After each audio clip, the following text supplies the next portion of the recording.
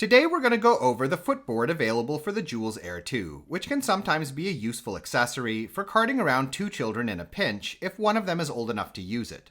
As far as the features of the footboard go, it's quite easy to mount or remove from the rear frame and can be used either standing or sitting on an attachable bicycle-style seat.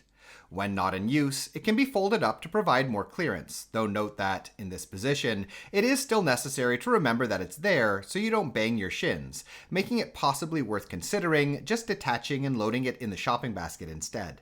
It's advertised as being able to carry children up to 20 kilos and has 5.7-inch wheels, the same size as the Aer 2's front wheels, meaning that wheel size won't hamper the Aer 2's ability to tackle lighter rough ground like uneven sidewalks. In terms of the overall quality of the footboard, it's a pretty simple piece of kit and is built sturdily, where the only maintenance needed is occasional lubrication of the wheels, both in terms of the bearings as well as how they connect into the board itself.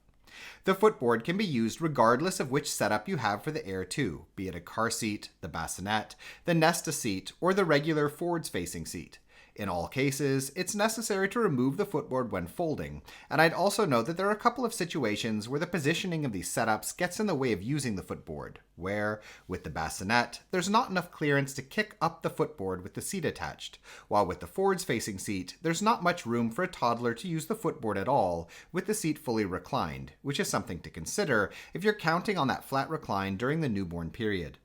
As far as the negatives of the footboard go, I would firstly note that the footboard does limit easy strolling in how far it protrudes off the rear frame, making it often necessary to push the stroller from one side. It's also harder to negotiate curbs without your child dismounting, and steep hills can be pretty sketchy.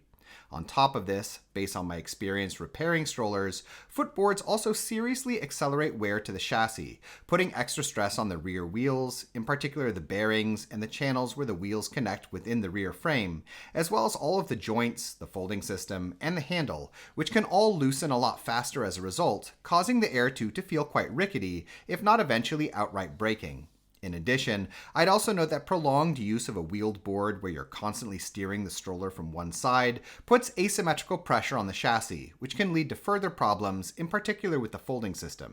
And as a result then of its effect on the model's longevity, I've always generally advised against using footboards, especially with ultra-compacts due to the slighter build versus full-sized models. Though that being said, however, there are of course a few situations where a footboard can be highly useful, such as if you're traveling alone with two children. And in addition, the wear risks are also lessened to an extent if your use of a wheeled board will be only for limited periods and generally in ultra-smooth environments. For those wondering, the Aer 2's footboard is only compatible with the Aer 2, not the Aer or Aer Plus, primarily as a result of differences in wheel size. Lastly, I'd like to end by noting that, while it is also possible to attach a third-party board to the Aer 2, where there are some that cost less than the branded version's $140 price tag, I highly recommend going for the branded version if you're going to get one, for guarantee reasons with the stroller itself.